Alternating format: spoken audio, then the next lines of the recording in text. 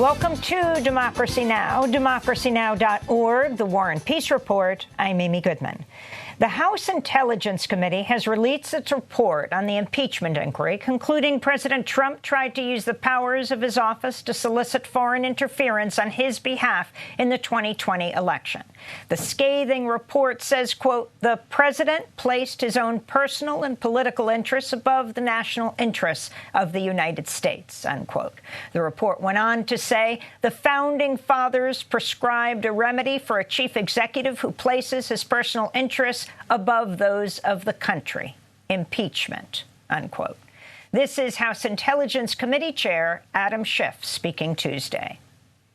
If the Congress allows a president to so fully and blanketly obstruct the work of Congress, even involving an impeachment investigation into the president's own misconduct, then we are begging for more of the same. We are signaling to any future president they can engage in whatever corruption, malfeasance, or negligence, and they are beyond accountability. The report centers on how President Trump withheld military aid from Ukraine in order to pressure the Ukrainian president to investigate Trump's political rivals, the Bidens. The report also chronicles how top administration officials knew about Trump's efforts or helped him carry them out. These top officials include Vice President Mike Pence, Secretary of State Mike Pompeo, former Energy Secretary Rick Perry, and Acting Chief of Staff Mick Mulvaney. Today, the House Judiciary Committee will hold its first televised hearing featuring testimony from 4 law experts on the constitutional nature of impeachment. Democracy Now! Will be live streaming today's impeachment hearing beginning at 10 a.m. Eastern Time at democracynow.org. The European Union Environmental Agency is warning wide swaths of Europe could face annual extreme heat waves unless urgent action is taken to dramatically reduce greenhouse gas emissions to avert the most catastrophic impacts of climate change.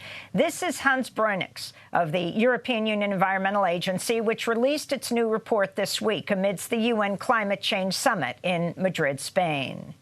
Things are indeed urgent. We need to bend the trends in the next decade. It's a critical decade.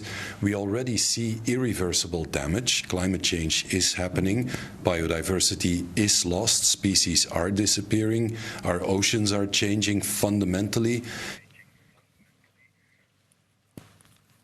Democracy Now! Will be broadcasting from COP25 in Madrid, Spain, beginning on Friday and all next week.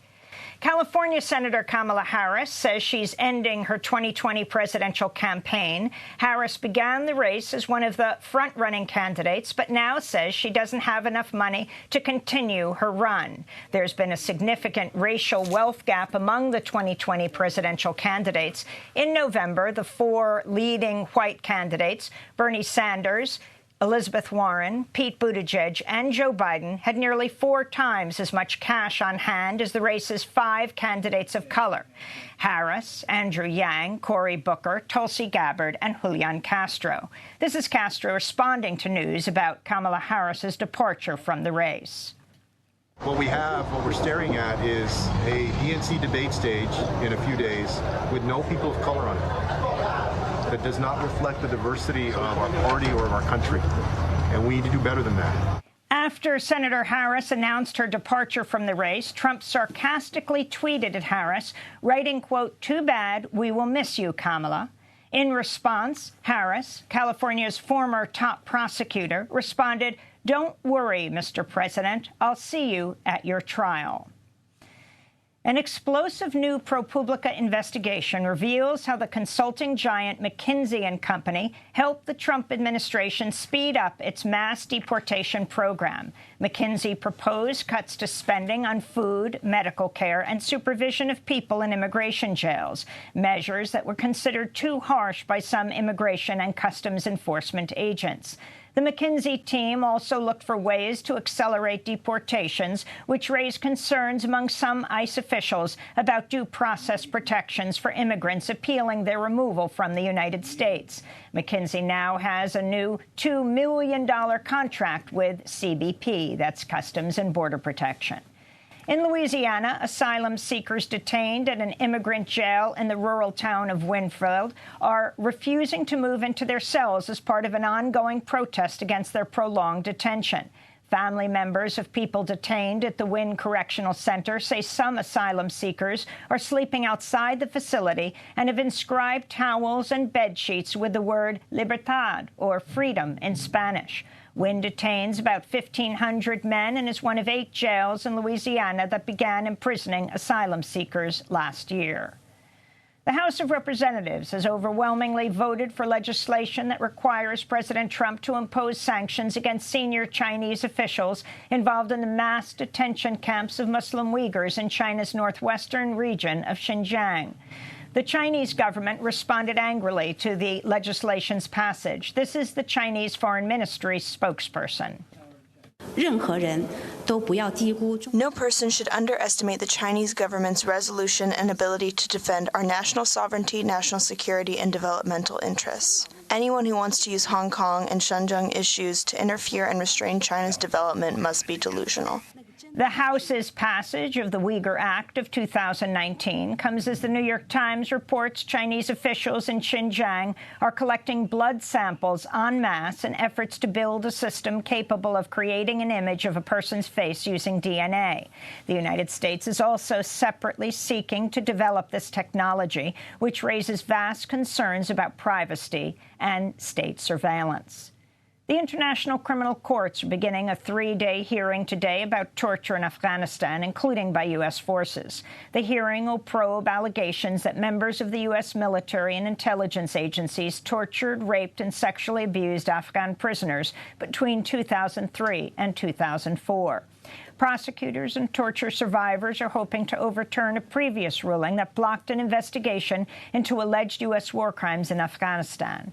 This ruling, issued in April, came only a month after U.S. Secretary of State Mike Pompeo banned visas for International Criminal Court staff seeking to investigate the allegations of U.S. war crimes in Afghanistan and beyond. In New York City, 4 Rikers Island correctional officers have been suspended after video showed the officers stood by for 7 minutes while a teenager attempted to hang himself. Video shows one officer even walked up to the holding pen where the teenager was hanging, opened the door, then closed the door, and walked away without intervening. 18-year-old Nicholas Feliciano had been jailed in Rikers since November 19th when he was arrested on a parole violation. He's now hospitalized in a medically induced coma after the suicide attempt. And today marks the 50th anniversary of the death of Black Panther leader Fred Hampton.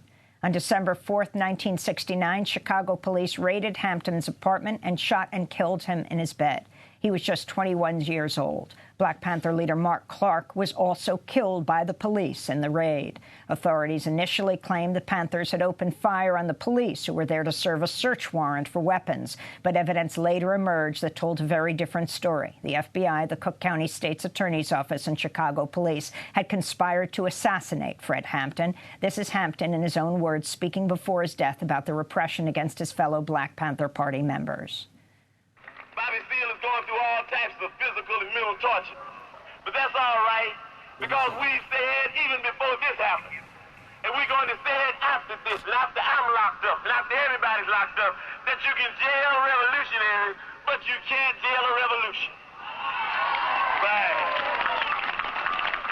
You might run a liberator like Harris Cleave out the country, but you can't run liberation out the country. You might murder a freedom. That was Fred Hampton. Fred Hampton speaking in the 1969 documentary, The Murder of Fred Hampton, produced by the Chicago Film Group. Fred Hampton and Mark Clark were assassinated by the FBI and Chicago police 50 years ago today. And those are some of the headlines. This is Democracy Now!, democracynow.org, The War and Peace Report. I'm Amy Goodman.